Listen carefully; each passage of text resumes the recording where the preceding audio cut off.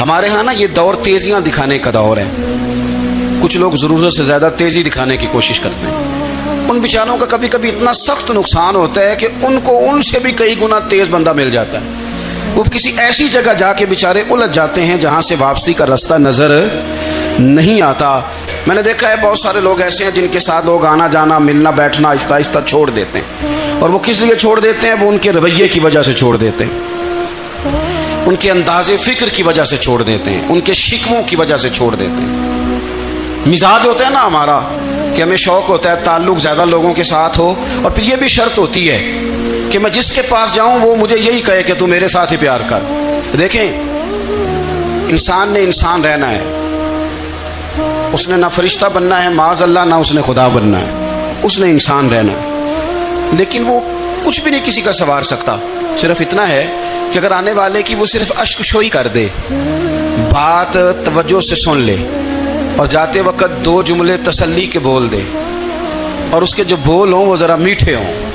میٹھے کھ سواد نہیں مشری اندر, اساں کھنڈا می چک ڈٹھیاں, اور اینا ساریاں شیواں نالوں گلاں سجن دیاں میٹھیاں. اگر انداز تھوڑا سا شستہ ہو, انداز تھوڑا سا ٹھیک ہو, لب و لہجہ تھوڑا سا ٹھیک ہو. اب ہمارے جو جدید اسکالر آئے ہیں وہ کہتے ہیں باڈی لینگویج. باڈی لینگویج کیا ہے؟ نہیں آپ نے کچھ بھی نہیں کہا, لیکن کسی بندے کی طرف دیکھ کے نا آپ تنزن ہنسے ہیں, صرف تکلیف ہوتی ہے کہ نہیں؟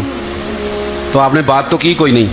اس کا مطلب ہے لفظوں کا نہیں, لہجوں کا بھی اثر ہوتا ہے. لہجوں کا بھی اثر ہوتا ہے. جو لہجے ہوتے ہیں یہ بڑے دیر پا ہوتے ہیں, ان کے اندر بڑی مسکراہٹ ہوتی ہے, ان کے اندر بڑا پیار ہوتا ہے. اور آپ ترشروح ہو کے جب کوئی کام کرتے ہیں, سخت ہو کے کوئی کام کرتے ہیں, تو پھر اس کے اندر حسن نہیں رہتا, خوبصورتی نہیں رہتی.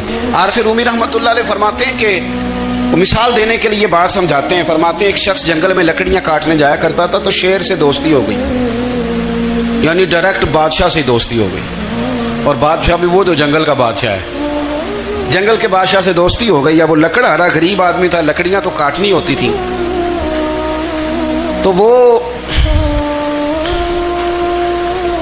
جنگل کا بادشاہ اعلان کر دیتا جانوروں کو کہ میرا دوست ہے, ایک تو کوئی تنگ نہ کرے, اور دوسرا یہ کہ سب لوگ مل کے اس کے ساتھ تعاون کریں. کبھی کوئی جانور لکڑیاں اکٹھی کراتا, کبھی کوئی اپنی پشت پہ گدھا بیل گھوڑا خچر رکھ کے وہ لکڑیاں باہر چھوڑنے آتا. تو اب اس کی بڑی دھوم مچ گئی جنگل کے اندر. لکڑہارا مزدور تھا, وہ بادشاہ سے دوستی کر کے بادشاہ ہی بن گیا. وہ گھر آ کے نا بیوی کو اکثر بتاتا کہ میرا ایک دوست ہے, میں جاتا ہوں تو ساری پہلے ہی مخلوق کھڑی ہوتی ہے میرے استقبال کے لیے. دوستی جو بڑے سے ہو گئی ہے. بنا ہے شاہ کا مصاحب تو پھر یہ ہے اتراتا, وگرنہ شہر میں غالب کی آبرو کیا ہے. ہمیں تو پوچھتا ہی کوئی نہیں, یہ تو بنا ہے شاہ کا مصاحب تو پھر یہ ہے اتراتا, وگرنہ شہر میں غالب کی آبرو کیا ہے. تو وہ لوگوں کو بتاتا, بیوی کو بھی بتاتا دوست ہے. تو بیوی کہنے لگی اتنے تو تعریفیں کرتا, یہ نہیں بتایا کہ وہ جنگل کا شیر ہے, پر نیرا دوست بتا دیا. بیوی کہنے لگ گئی کہ تو اتنا جو اس کا ذکر کرتا ہے تو کسی دن بلا نا, بلا کسی دن تاکہ اس کی دعوت کریں. اب اس نے پھر نہ اس کو پردے میں رکھا. کیا کہتے ہیں آج کل, سرپرائز دینا ہے, ان کا سرپرائز دینا ہے جی.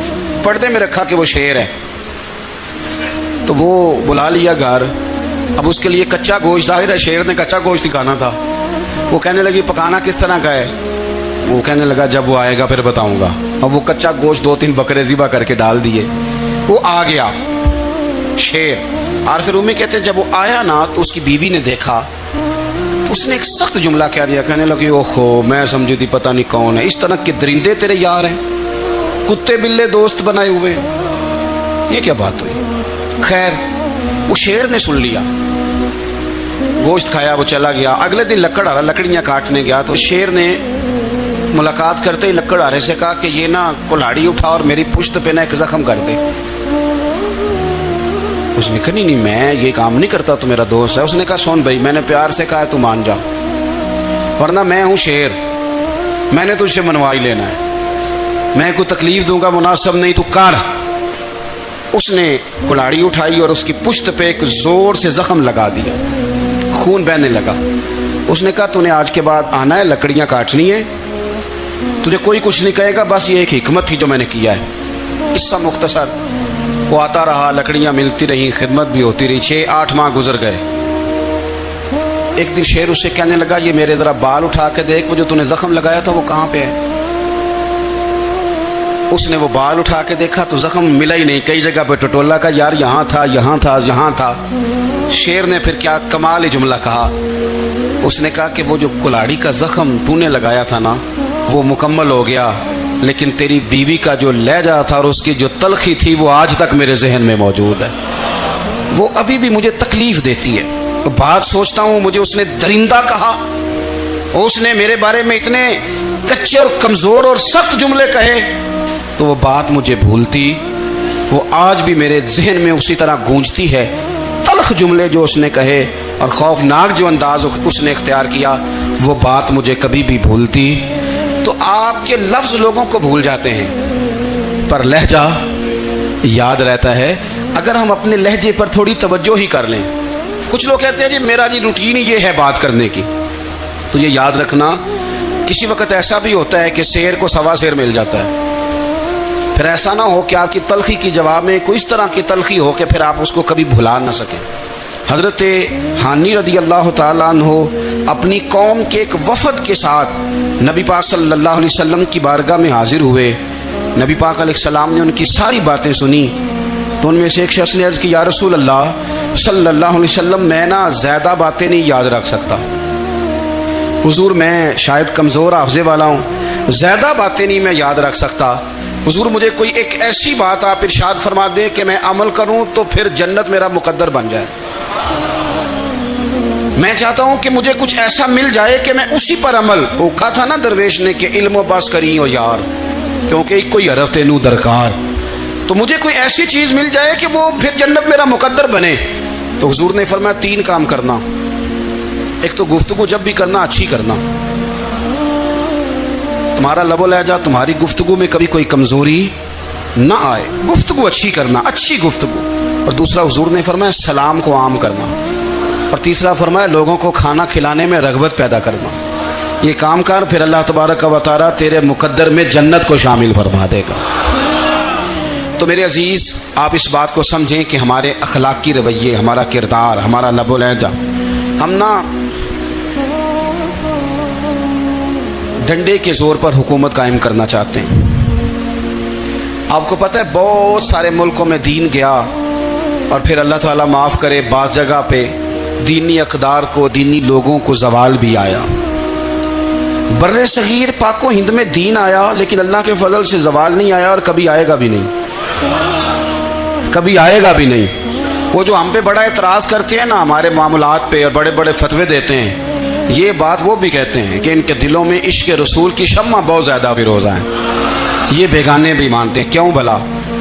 اس کی وجہ سمجھیں، ہمیں جو دین پڑھایا ہے وہ صوفیاء نے پڑھایا ہے، اور صوفی جو دین پڑھاتا ہے نا اس کا لب و لہجہ میٹھا بڑا ہوتا ہے، اس کے لب و لہجے میں اخلاص بڑا ہوتا ہے، اس کے لب و لہجے میں للہیت بڑی ہوتی ہے، تلخی نہیں ہوتی۔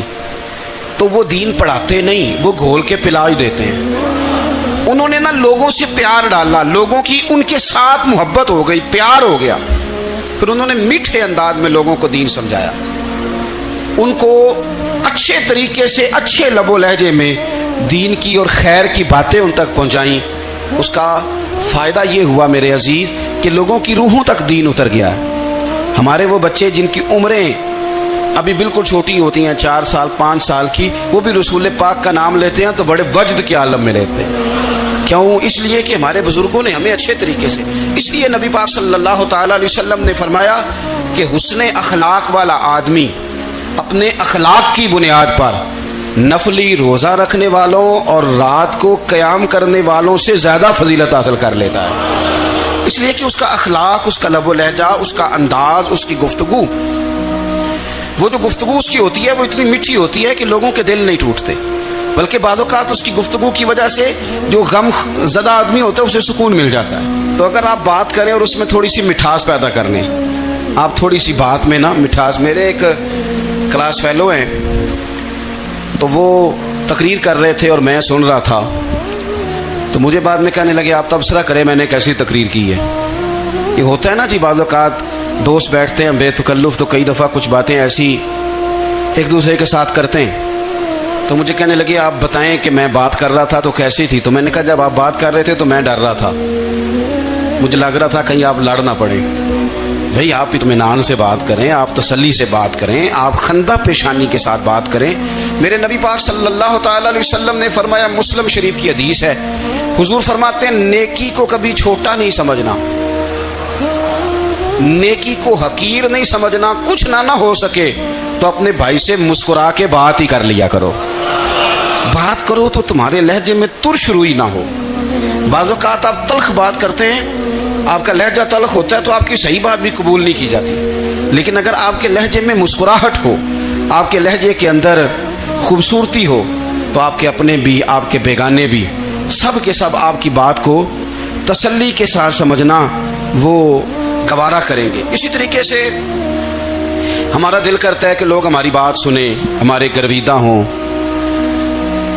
ہم جو پیغام دینا چاہتے ہیں وہ پیغام لوگ اچھے طریقے سے قبول کریں، اس پر لوگوں کی توجہ زیادہ ہو، یہ ہمارا شوق ہوتا ہے۔ اور دنیا میں اب تو فیمس ہونے کا شوق بڑا بڑھ گیا ہے، اب بڑا بڑھ گیا ہے۔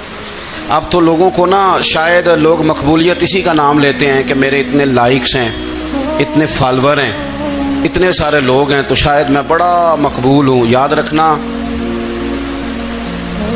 قابلیت سے زیادہ قبولیت ضروری ہوتی ہے۔ فالور کیا کریں گے اگر رب بھی راضی نہ ہوا؟ تو لائکس کیا کریں گے؟ اگر تو قبول ہو جائے تو پھر چلو کسی لائکس کا بھی فائدہ ہے، کسی فالور کا بھی، اور اگر قبول نہ ہو تو پھر کوئی فائدہ، جنہوں پریتم اپنا آنکھ ہی نہ وہ اجے سہاگن ہو ہی نہیں۔ تو جب وہ قبول کر لے پھر تو بڑی بات ہے، اور اگر قبولیت نہ ہو تو پھر بڑے بڑے مجمع بھی کوئی فائدہ نہیں دیتے۔ ہماری خواہش ہوتی ہے کہ لوگ ہمیں جانیں، لوگ ہمیں پہچانیں، ہمارا بڑا نام ہو، ہمارا بڑا ذکر ہو، ہمارے بڑے تذکرے ہوں۔ تو میرے نبی پاک صلی اللہ تعالی علیہ وسلم نے ارشاد فرمایا، حضرت ابو ہریرہ رضی اللہ تعالیٰ عنہ روایت کرتے ہیں، حضور فرمانے لگے، تم مال کے ذریعے لوگوں کو اپنا گرویدہ نہیں بنا سکتے، پیسے دے کے لوگوں کو پیچھے نہیں لگا سکتے۔ کتنے کو دو گے؟ لیکن نا پیسوں سے تو بندے کا لالچ شروع ہو جاتا ہے، ایک دفعہ دیں، پھر دوسری دفعہ دیں، پھر تیسری دفعہ دیں، روز دیں گے تو بندہ راضی ہوگا، اور اگر آپ نے 99 دفعہ دیا، ایک دفعہ نہیں دیا تو وہ ناراض ہو جاتا ہے۔ تو کتنا کو لالچ پورا کریں گے؟ تو حبیب پاک علیہ الصلوۃ والسلام فرمانے لگے، تم پیسے دے کے لوگوں کو اپنا گرویدہ نہیں کر سکتے، ہاں خندہ پیشانی سے، حسن اخلاق سے ملو گے تو لوگ تمہارے گرویدہ ہو جائیں گے۔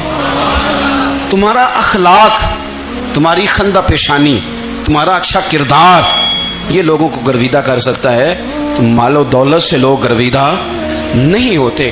تو ہمارا وہ جو روزمرہ کا لوگوں کے ساتھ تعلق ہے، لب و لہجہ ہے۔ ایک صاحب مجھ سے کہنے لگے کہ یہ میں محفل کراتا ہوں، آپ بھی تشریف لائیں، اور میں 20 علماء کو بلا چکا ہوں، اور بڑے بڑے نامور نام انہوں نے میرے سامنے لیے۔ میں نے ان سے پوچھا کہ جو نام آپ نے لیے ہیں اور آپ کی تصویریں بھی ساتھ ہیں، میں الحمدللہ تسلیم کر گیا ہوں آپ کی بات کو، لیکن سوال میرا یہ تھا کہ کیا آپ نماز بھی پڑھتے ہیں؟ 21 علماء کو آپ نے بلایا یا 20 کو بلایا اور بڑے بڑوں کو بلایا، اور مجھے بھی آپ دعوت پیش کر رہے ہیں، تو نمازی بھی آپ ہیں؟ نمازی بھی ہیں؟ کہنے لگے آپ دعا کریں میں نماز پڑھنا شروع کر دوں۔ میں نے ان سے کہا، خدا کے بندے، اب اگر تو کسی اور کو بتائے گا کہ 20 اتنے بڑے لوگوں سے میرا تعلق، کر پڑھتا میں نماز بھی نہیں، تو لوگ کیا سوچیں گے کہ 21 مولوی مل کے بھی ایک بندے کو نمازی نہیں بنا سکے۔ تو آپ اپنے لب و لہجے سے صرف باتوں سے گرویدہ کسی کو کر لیں گے؟ آپ یہ دیکھیں کہ اخلاق کس طرح کا ہے، لہجہ کس طرح کا ہے، آپ کے بات کرنے کا انداز کتنا حسین ہے، اس لفظ کے اندر حسن کتنا زیادہ ہے۔ نبی پاک صلی اللہ علیہ وسلم بھی تبلیغ فرماتے ہیں، ہم بھی تبلیغ کرتے ہیں۔ میں اور آپ جب تبلیغ کرتے ہیں تو اس تبلیغ کے اندر شکوہ ہوتا ہے اور تنقید ہوتی ہے، اور بعض جگہ میں نے یہ بھی دیکھا ہے کہ طنز ہوتا ہے، طنز۔ ہم دوسرے کو دین کی دعوت رہے ہیں، لیکن ہمارے لب و لہجے سے طنز اور تش روئی چھلکتی ہے۔ تو دولت کے پیچھے لگ گیا ہے، تو بالکل جاہل ہے، تو بالکل تیرے خاندان میں سے بھی کوئی نہیں ادھر آتا۔ آپ طنز کر رہے ہیں، آپ دعوت دین نہیں دے رہے۔ دعوت دین تو گلدستے میں رکھ کے پیش کی جاتی ہے، اس کی تو ایک خوبصورتی ہے، اس کا تو ایک حسن ہے، اس کی تو اپنی ایک جاذبیت ہے۔ اس کی اپنی ایک نورانیت ہے. صحابہ کرام علیہم رضوان فرماتے ہیں کہ حضرت سعد بن معاذ رضی اللہ تعالیٰ عنہ کا جنازہ تھا. اللہ کے پیارے محبوب صلی اللہ تعالیٰ علیہ وسلم نے جنازے کی امامت فرمائی، اور جنازے کی امامت کے بعد ابھی نہ قبر کے تیار ہونے میں کچھ ٹائم باقی